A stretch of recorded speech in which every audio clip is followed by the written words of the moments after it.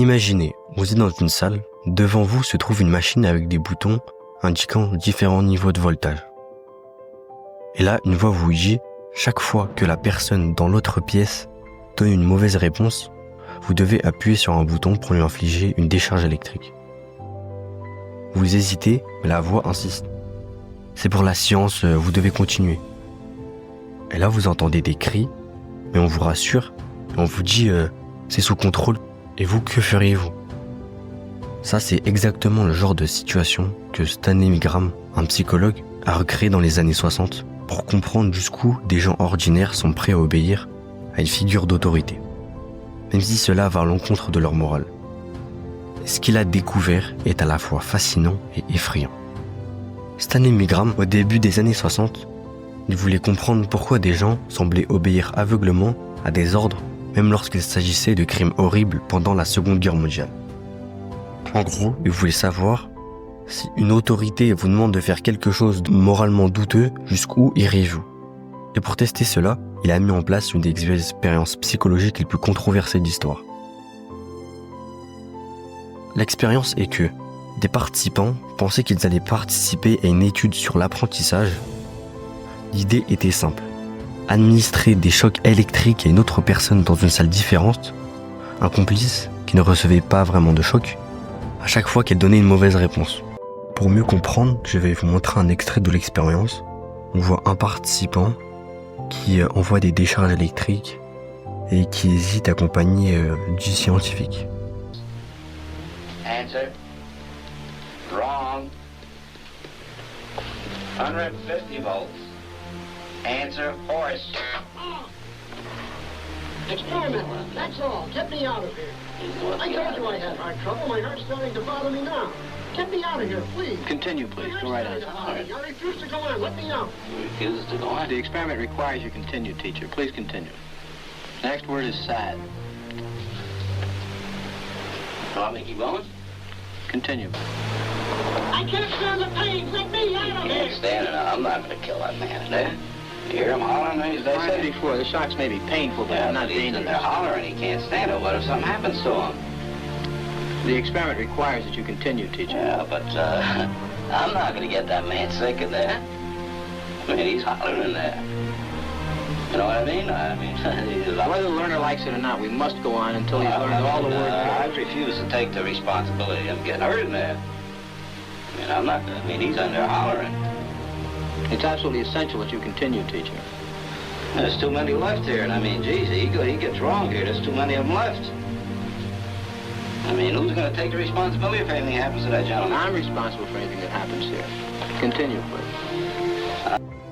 On a pu voir dans l'extrait que le participant envoyait les décharges électriques à la personne qui donnait les réponses quand elles étaient fausses. Mais tout de même, il hésitait à envoyer ces décharges car la personne dans l'autre pièce criait et pleurait et cela le rendait vraiment mal à l'aise. Mais tout de même, avec les paroles du faux scientifique, il continuait à envoyer les décharges. Maintenant, vous pensez probablement, mais je n'aurais jamais accepté de faire ça. Et pourtant, 65% des participants ont continué jusqu'à ce que la victime, le complice, crie, supplie et fasse semblant de perdre connaissance. C'est des niveaux d'électricité qui sont allés jusqu'à tuer un homme. Et quand Milgram a révélé que 2/3 des gens allaient jusqu'à la fin de l'expérience, tout le monde a été choqué. À peu près l'équivalent d'une majorité des gens dans une salle qui continuent de faire quelque chose d'horrible juste parce que une voix autoritaire leur a dit de faire. La question qu'on se pose tous, c'est pourquoi les participants obéissaient-ils malgré tout? Plusieurs facteurs ont joué un rôle clé.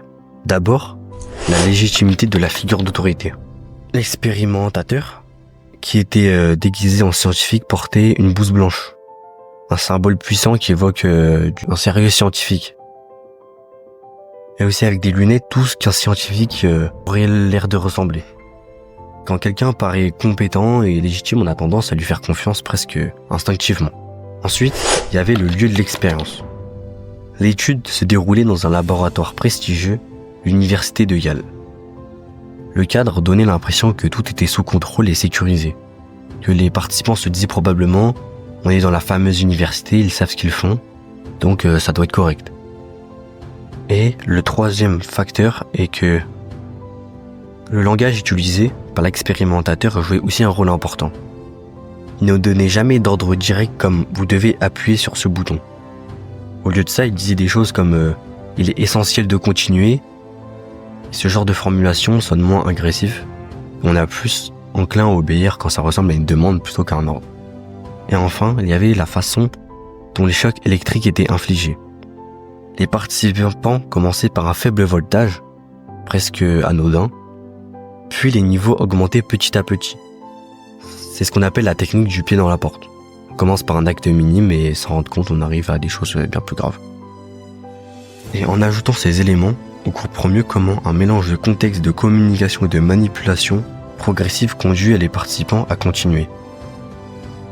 Mais Milgram, bien sûr, a reçu des critiques sur le plan éthique, comme faire vivre du stress à des participants pour des résultats de recherche.